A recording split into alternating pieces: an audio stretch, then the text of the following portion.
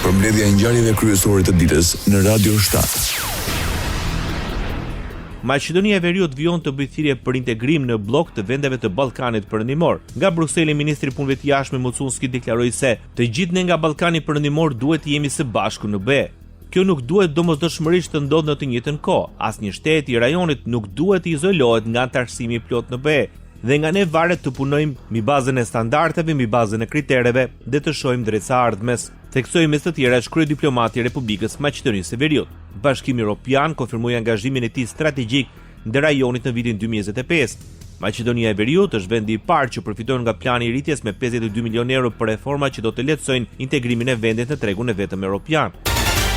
Shqiptarët përbëjnë shumice në 21.2% komunave në Maqedoninë e Veriut, sipas të dhënave zyrtare të regjistrimit të popullsisë të vitit 2021. Nga 80 komuna shqiptarët janë një grup etnik shumicëtuese në 17 prej tyre të vendosura kryesisht në pjesën perëndimore dhe verilindore të vendit. Sipas të regjistrimit të popullsisë të vitit 2021, shqiptarët në Maqedoninë e Veriut numërojnë gjithsej 619.187 shtetas ose rreth 29.52% e popullsisë përgjithshme të regjistruar si rezident dhe jo rezident. Komuna me shumicë shqiptare listohen Zhelina, Likova, Bogovina, Haracina, Saraj, Tearca, Vrapçishti, Tetova, Studeniçani, Gostivari, Bërvenica, Dibra, Çajiri, Struga, Kërçova, Çashka dhe Dollneni. Nevoja për ruajtjen e së vërtetës historike për luftën UÇK-s në Kosovë, drejtësia për viktima dhe ndërgjegjësimi i opinionit publik ishin në thelb të takimit ndërmjet kryetarit komunës Tetovës Bilal Kasami me drejtorin e Institutit për Krime Lufte në Kosovë, Ade Hetemi. Palët do kërtuan që komuna e Tetovës të vendosë një bashkëpunim të strukturuar me institutin duke ofruar mbështetje institucionale dhe duke koordinuar aktivitetet përbashkëta. Ky bashkëpunim pritet të kontribuojë në edukimin e brezave të rinj dhe forcimin e lidhjeve institucionale mes Tetovës dhe institucioneve të Kosovës për çështje me rëndësi historike. Rajoni. Gjykata Supreme në Kosovë rrëzon vendimin e Këshillit Prokurorial për shkarkimin e Besim Kelmendit nga detyra ushtruesi detyrës së kryeprokurorit. Gjykata e vlerësoi të kundërligjshëm shkarkimin e tij. Në njoftim për media, gjykata tha se e ktheu lëndën e Këshillit për rishqyrtim. Kelmendi u shkarkua muajin e kaluar pas raportimeve se ai kishte bashkëpunuar në vitin 1999 me një gjyqtare serbe për rastin e masakrës së Reçakut. Pretendimet të mohuan nga ish kryeprokurori. Mbarvajtja e procesit zgjedhor në Kosovë dhe roli i Gjykatës Supreme në këtë proces ishte në thelb të takimit ndërmjet kryetarit të Gjykatës Supreme Feyzullah Rexhepi dhe ambasadorit të Britanisë së Madhe Jonathan Hargreaves. Kryetari Rexhepi shpreu bindjen se dhe në zgjedhjet e parakohshme kombëtare të 28 dhjetorit do të ketë një proces të drejtë dhe demokratik, për të cilin po kontribuon dhe Gjykata Supreme përmes vendosjes së drejtë dhe trajtimit në kohë të ankesave. Ambasadori i Britanisë, duke vlerësuar rolin e Gjykatës Supreme në këtë proces, e falenderoi kryetarin për punën dhe ritheksoi mbështetjen e Britanisë së Madhe për Gjykatën Supreme dhe të gjithë sistemin gjyqësor në Kosovë. Bashkimi Evropian liron mjetet financiare për 4 projekte destinuara për Kosovën. Zëvendës kryeministri i parë në qeverinë e Kosovës në detyrë Besnik Beslimi njoftoi vendimin e Komisionit Evropian në kuadër të heqjes së pjesshme të masave ndëshkuese, pas konfirmimit të vendimarrjes përmes një letre nga drejtori i përgjithshëm për zgjerim i Bashkimit Evropian, Gerd-Jan Kopman. Numri 2 i qeverisë në Kosovë informoi se bëhet fjalë për projekte lidhur me programet IPA në vlerë prej 34.6 milion euro. Presidenti Vjosa Osmani, intervistë dhënë për Euronews në Bruksel, deklaroi se rrugën e Kosovës drejt Bashkimit Evropian po e përkeqësojnë komplikimet politike. Kreu i shtetit deklaroi se nëse do të zbatojë kriteri bazuar në merit, Kosova realisht do të kishte qenë një nga vendet kryesuese deri tani në procesin e anëtarësimit. We strongly believe that while it's a very complex process, if the merit-based criteria is used, Kosovo actually would have been a front runner by now. But it's complex in our case additionally because of the 5 non-recognizers who we truly do hope will understand that having Kosovo as a member of the Union, it's not just at the benefit of the people of Kosovo, but it's a strategic imperative, it's a security imperative for the entire continent. Ne besojmë fuqishëm se ndonse është një proces shumë kompleks. Nëse do të zbatoj kriteri bazuar në merit, Kosova realisht do të kishte qenë një ndër vendet kryesuese deri më tani. Por rasti ynë është më kompleks dhe për shkak të 5 vendeve mosnjose, për të cilat ne shpresojmë sinqerisht se do ta kuptojnë se ta kenë Kosovën si anëtare të Unionit nuk është vetëm në dobi të qytetarëve të Kosovës, por është një imperativ strategjik, një imperativ sigurie për të gjithë kontinentin, deklaroi Vjosa Osmani. Kryetari i Lidhjes Demokratike të Kosovës, Lumir Abdixhiku, kërkon nga presidentja e Komisionit Evropian Ursula von der Leyen largimin e masave ndëshkuese të Bashkimit Evropian dhe Republikës Kosovës. Përmes një komunikimi të hapur për mediat, LDK vlerëson se vazhdimi i këtyre masave është i pajustifikuar dhe nuk pasqyron zhvillimet aktuale politike dhe institucionale në vend.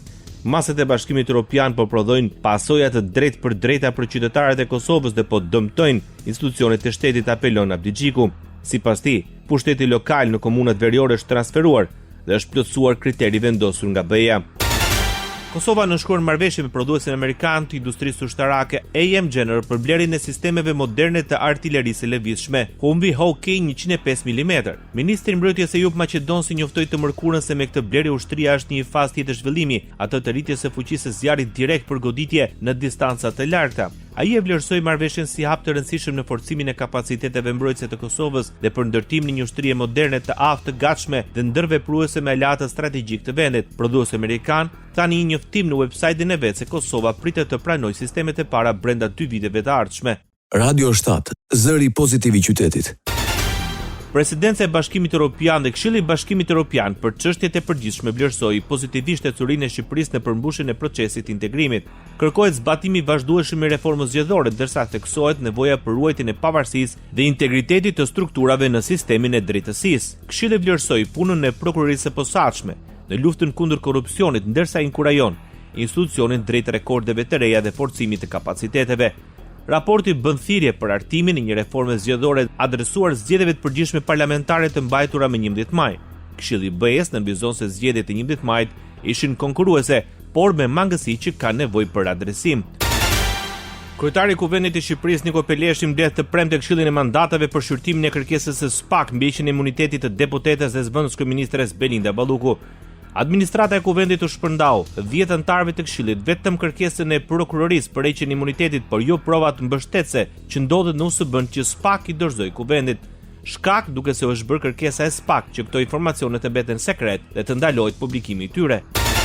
Kryetari i Partisë Demokratike Sali Berisha akuzoi kryetarin në Kuvendin Niko Peleshi se ka futur në kasafort provat që SPAK paraqiti për kërkesën drejtuar parlamentit për heqjen e imunitetit të deputetes Belinda Balluku. Berisha vlerëson se provat nuk paraqiten pasi ato ofrojnë të dhëna që tregojnë Belinda Ballukun si shërbëtore të Edi Ramës. Ndër të tjera, Berisha paralajmëroi se Partia Socialiste Niko Peleshi ka fut provat në kasafort dhe nuk ja u jep deputetëve të opozicës antarë të komisionit të verifikimit mandateve. Kjo nuk ka ndodhur kur, nuk ja u jep, sepse provat kanë gjëra të llahtarshme, të cilat e bën Lubin thjesht një shërbëtore të Edi Ramës.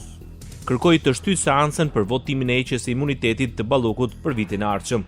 Kërkojnë që ta çojnë pas vit të ri, ta spostojnë madje të mos mbledhin parlamentin gjersa të duan vetë. Deputetët e Partisë Demokratike do të kërkojnë mbledhjen në përputhje me kushtetutën, mbledhjen urgjente të parlamentit. Dhe kjo është taksative.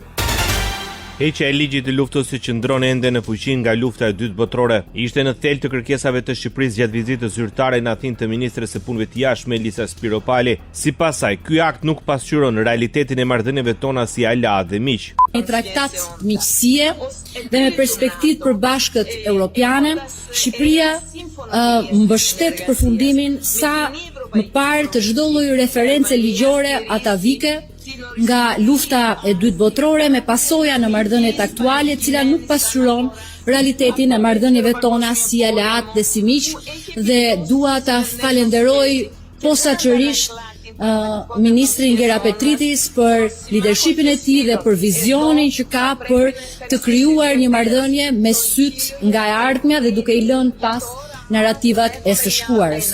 Ky hap do të forconte më tej bashkëpunimin dhe vizionin ton të përbashkët europian. Krahas asaj, ministri ofroi bashkëpunim për zgjidhjen e çështjes së detit dhe delimitimin e zonës ekonomike detare. Ndër të tjera, ajo kërkoi bashkëpunim për çështjen e njohjes së pensioneve nga emigrantët shqiptar që jetojnë në Greqi. Ministri i jashtëm grek, George Gera Petritis, në takimin me kryediplomatën e Shqipërisë, theksoi se Greqia ka qenë pararoj idesë së Ballkanit Perëndimor në Bashkimin Evropian. Ndër të tjera, ajo ndal në zbatimin e të drejtave të minoritetit grek në Shqipëri si hallka e pandashme lidhse mes dy popujve. Duhet shikojmë drejt të ardhmes së marrëdhënieve tona. Minoriteti grek është hallka e pandashme lidhëse mes dy popujve. Tanë është ura e komunikimit dhe e mirëkuptimit. Gjithashtu një rëndësi të veçantë japi edhe kontributi i emigrantëve shqiptar, të cilët kanë dëshmuar një shkallë të lakmueshme integrimi funksional në shoqërinë helene.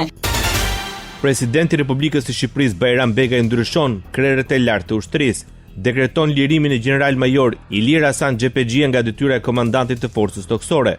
Në vend të tij, Begaj dekretoi emërimin e general-major Petrit Palçuni. Gjithashtu Begaj dekretoi dhënien e gradës madhore kundër admiral për kapitenin në rangun të parë, Arsen Burhan Mullaj, me detyrë shefi i shtabit të forcës detare. Nënshkruhet në Tiranë marrëveshja historike e bashkëpunimit ekonomik kombëtar dhe ndërkombëtar ndërmjet organizatave kryesore shqiptare të biznesit. Marrëveshja u firmos nga Alianca Kosovare e Bizneseve, Dhoma e Tregtisë dhe Industrisë në Tiranë, Oda Ekonomike e Maqedonisë së Veriut Perëndimor, Unioni i Afarizëve, Vizioni i Preshevës Medvegjës dhe Bujanovsit dhe Forumi i Bizneseve Ulqin. Marrëveshja synon rritjen e bashkëpunimit ekonomik, forcimin e shkëmbimeve tregtare mes bizneseve vendore dhe ndërkombëtare, si dhe bashkimin e kapaciteteve intelektuale dhe kapitale për të përshpejtuar integrimin drejt ekonomisë së lirë të Bashkimit Evropian. Nënshkruhet marrëveshja, mundësohen fluturime direkte Shqipëri-Kanada. Lajmin e bëri të ditur ministri i transportit i Kanadas, Stephen McKinnon, duke mundësuar për herë të parë fluturime direkte midis dy vendeve tona. Kjo marrëveshje krijon mundësi të reja për linjat ajrore, forcon lidhjet midis njerëzve dhe rrit më tej lidhjen globale të Kanadas, tha ministri i transportit Stephen McKinnon. Kjo marrëveshje hap rrugën për disa kompani ajrore për të oferuar deri në 14 fluturime pasagjerësh në javë dhe 10 fluturime mallrash në javë për secilin vend. Bota. Presidenti i Komisionit Evropian kërkon nga Unioni të përgatitet për luftra moderne hibride. Europe must be responsible for its own security. This is not longer an option, this is a must. We have to develop and deploy new capabilities so that we can fight a modern hybrid war. Here again, we are moving mountains. Europa duhet të marrë përgjegjësinë për sigurinë e saj. Kjo nuk është më një mundësi, është detyrim. Duhet të zhvillojmë dhe të vendosim aftësi të reja për të luftuar një luftë hibride moderne. Dhe këtu ne po lëvizim male, tha Ursula von der Leyen. Presidenti sqaroi se gjatë 10 viteve të fundit janë investuar 8 miliardë euro në fondin e mbrojtjes dhe këtë vit do të aktivizojnë 800 miliardë euro investime deri në vitin 2030. This year we enabled up to 800 billion euros of investment till 2030. Shtetet e Bashkuara të Amerikës së Bashku me aleatët e tyre ka zhvilluar një plan garancie sigurie për Ukrainën që kërkon një forcim të konsiderueshëm të forcave të armatosura, vendosjen e trupave europiane në vend dhe përdorimin e rritjes të inteligjencës amerikane. Lajmi u bë ditur nga gazeta New York Times, e cila raporton zyrtar të njohur me dokumentet e draftit. Sipas raportit, diplomatët amerikanë dhe europian që u takuan modhesit Ukrainas gjatë 2 ditëve të fundit në Berlin, në thelb ranë dakord për 2 dokumente që përshkruajnë garancitë e ardhshme të sigurisë. Ato janë hartuar për të shërbyer si gur themeli një marrëveshje më të gjerë që synon arritjen e një armpushimi dhe përfundimin e luftës. Dokumentet synojnë gjithashtu të bindin Ukrainën të lëshojë territore të caktuara si pjesë e një marrëveshje paqe dhe të hiqë dorë nga anëtarësimi formal në NATO. Ndoqët edicionin informativ të lajmeve në Radio 7, zëri pozitiv i qytetit.